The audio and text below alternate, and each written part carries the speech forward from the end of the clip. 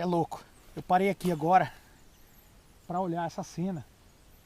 Acabei de sair de uma fazenda, fazer uma visita dessa rotina de consultoria minha, orientar manejo, olhar cada setor, olhar a taxa de lotação, olhar a estratégia junto com o proprietário, supervisionar a estratégia para cada época do ano, orientar para não fazer gastos errados, orientar para não fazer investimentos errados.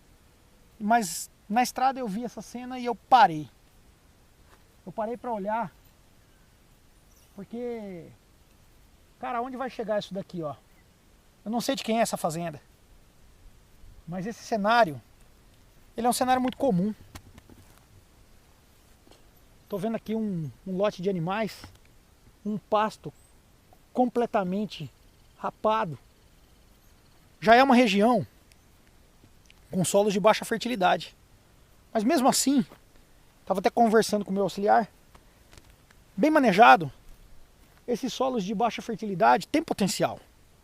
A pastagem predominante do Brasil, as pastagens do gênero braquiária, para esse tipo de solo, principalmente braquiarinha, que é a decumbens, ou em alguns casos o midícula, que suportam áreas com menor fertilidade, bem manejadas, elas conseguem um desempenho regular, elas conseguem um desempenho legal. Mas para ela ter desempenho, a gente precisa respeitar a pastagem, a gente precisa direcionar manejo. E aqui o que eu estou enxergando é uma coisa muito comum, que é o ciclo do mau uso do pasto, é o ciclo da sobrecarga, levando a um pastejo excessivo, não respeitou a necessidade dessas plantas e já está num processo acelerado de degradação. Não é degradação necessariamente de falar praga, mas é que não tem mais vitalidade esse pasto. Ele está super pastejado e por ter esse excesso de pastejo, rebaixando demais essas plantas, o que acontece é que quando a gente rebaixa demais a parte aérea, ela perde a sua vitalidade de rebrota e ela encurta a raiz. E esse encurtamento de raiz tira energia. E ela perde também a capacidade tanto de descompactar solo, porque a raiz descompacta solo, a raiz auxilia a infiltração de água no solo, a raiz ela também auxilia na microbiota, na flora do solo, na saúde do solo, e também vai fazer com que essa planta possa buscar nutrientes e possa buscar umidade e água, até no período seco, em profundidades maiores. Então isso aqui é um ciclo de desconhecimento. É triste ver isso, talvez. Não é culpa do capataz. Não sei se é culpa do proprietário. É culpa de alguém. Eu vou culpar o proprietário porque a empresa é dele. E por ter uma empresa e não procurar ser profissional em tocar ela, o que acontece aqui agora?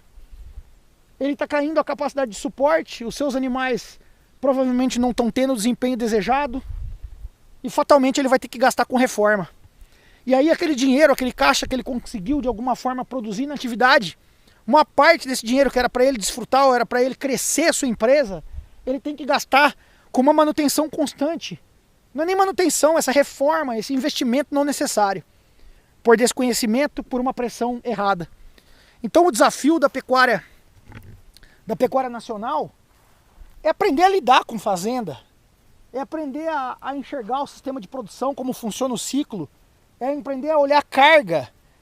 A primeira coisa que eu faço numa fazenda, quando eu vou fazer um diagnóstico, eu falo para as pessoas assim, cara, me manda o mapa, deixa eu ver as divisões, me manda o teu histórico de animais, o teu inventário, porque daí eu tenho uma ideia da capacidade de manejo que existe entre a carga de animais e as divisões, e eu conhecendo de sistema de produção, eu sei que tem que adequar lotes ou não.